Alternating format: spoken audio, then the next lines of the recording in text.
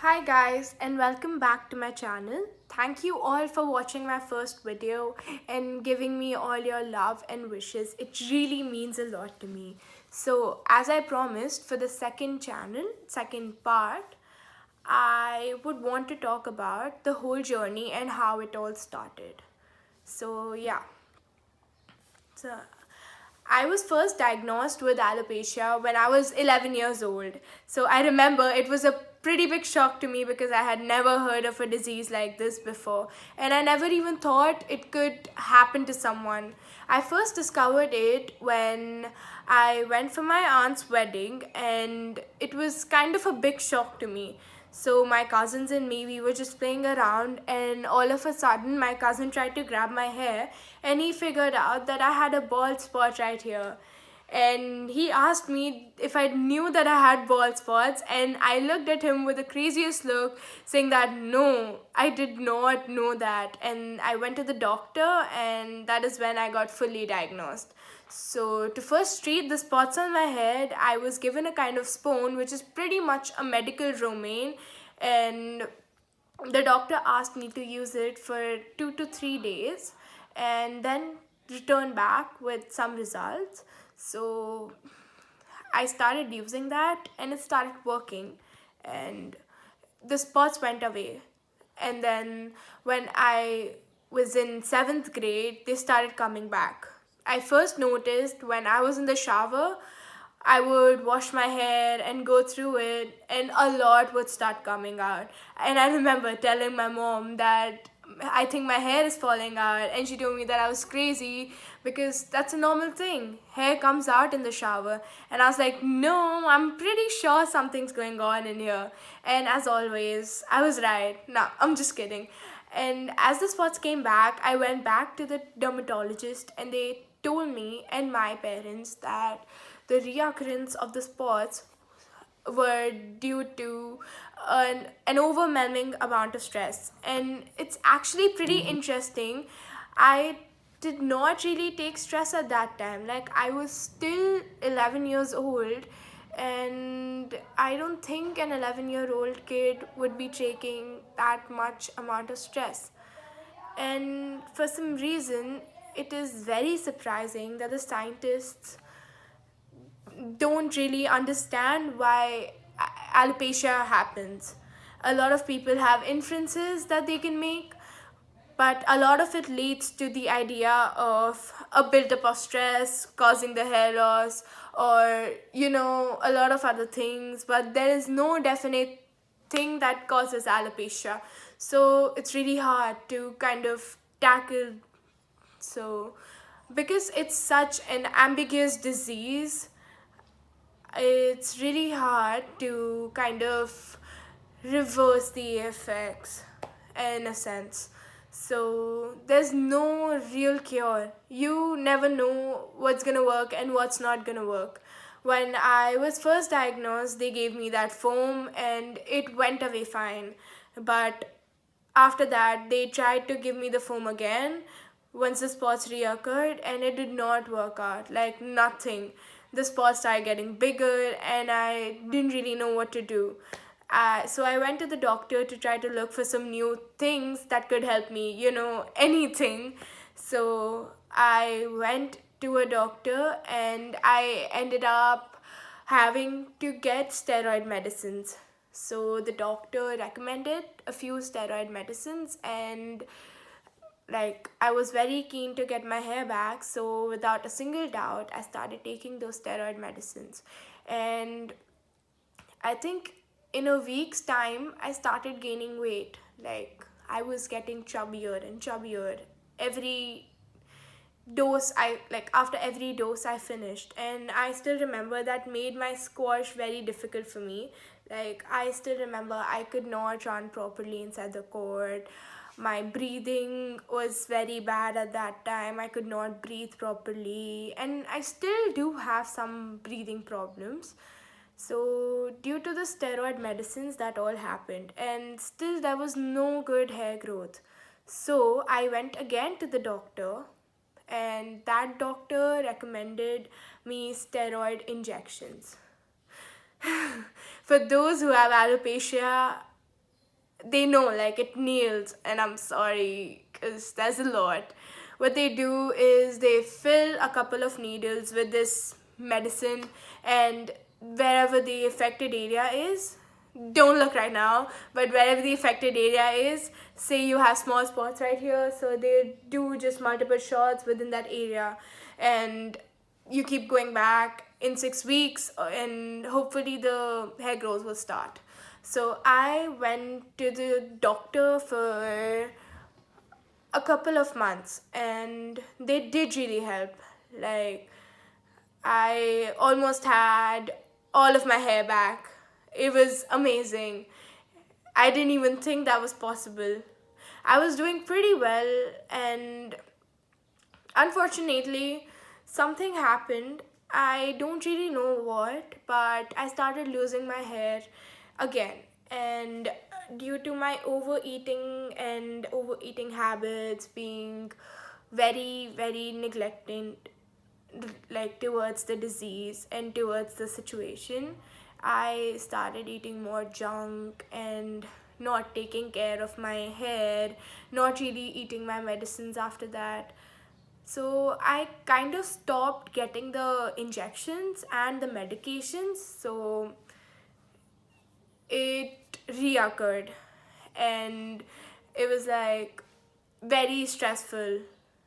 And due to the stress, it it just took over my body. I was sick for a very long time, and my hair started falling out so quickly I could not keep up.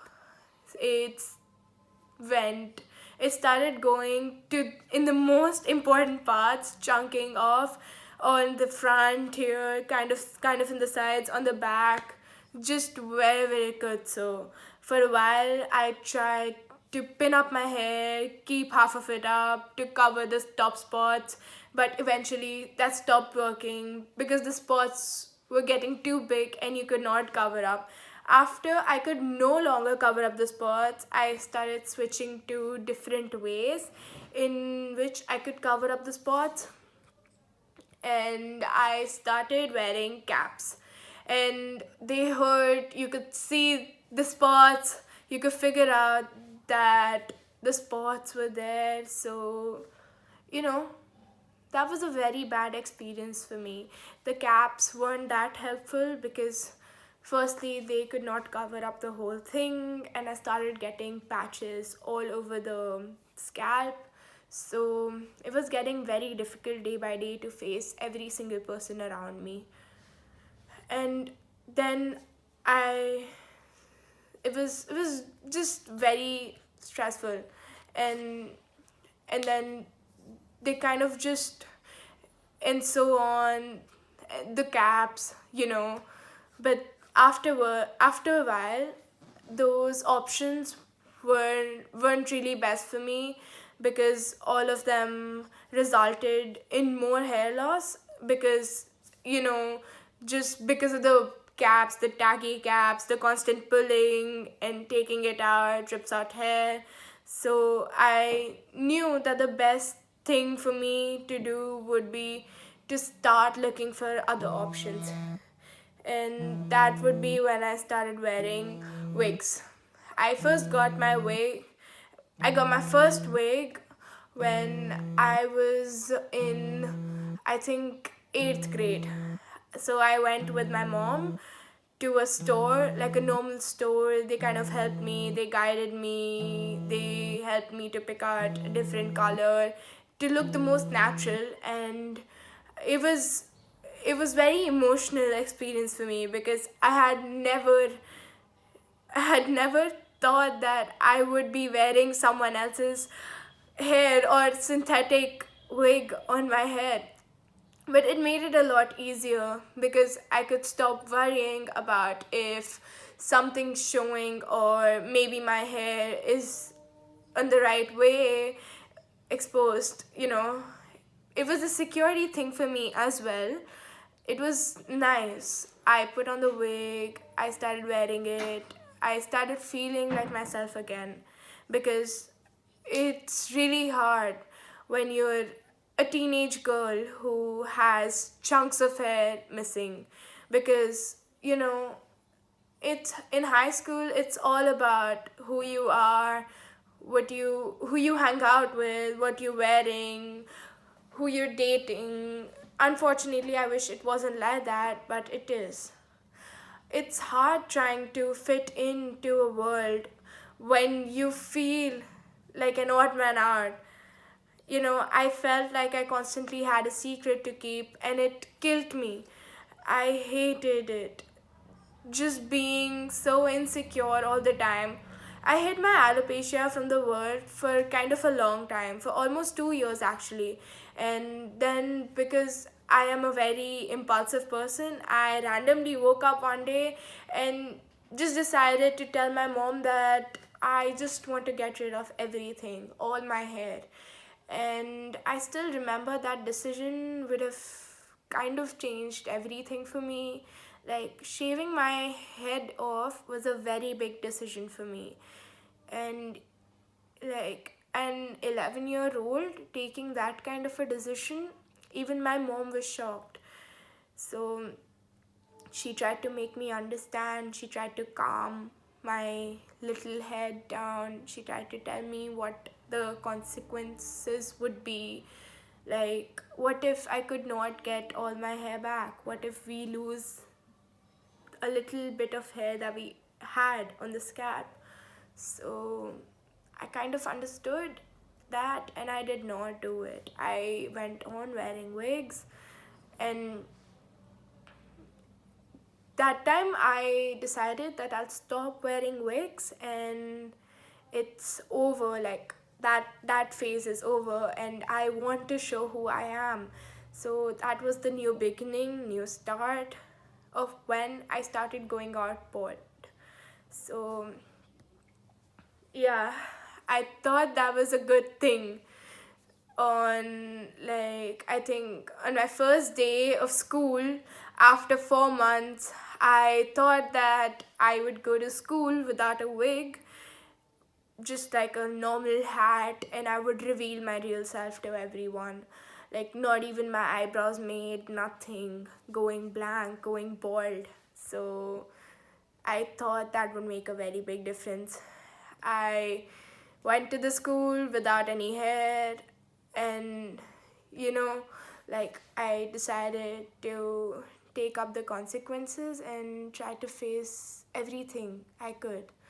So that kind of changed the whole thing for me. I became more stronger, more patient, and more understanding towards my own situation. And it was kind of helpful for me to first, be happy and be more safe. I started feeling safe around my own skin. Like, I don't know, it was beautiful for me. So yeah, thank you all for watching this video, and now I will be posting videos on every Wednesday related to the stories, and do let me know how you feel about this video. Thank you guys.